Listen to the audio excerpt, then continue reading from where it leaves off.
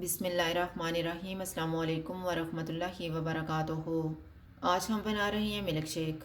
जग में आधा कप केला डालेंगे, आधा कप सेब, आधा कप नाशपाती, आधा कप अंगूर, आधा कप स्ट्रॉबेरी,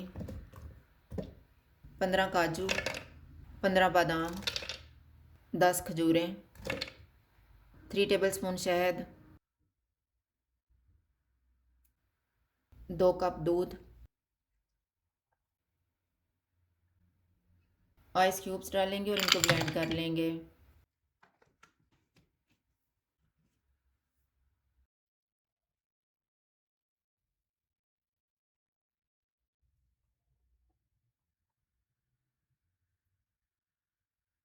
मिल्क शेक तैयार है। अगर आपको हमारी वीडियो अच्छी लगे तो लाइक करें और हमारे चैनल को सब्सक्राइब करें। शुक्रिया। अल्लाह हाफ़िज़।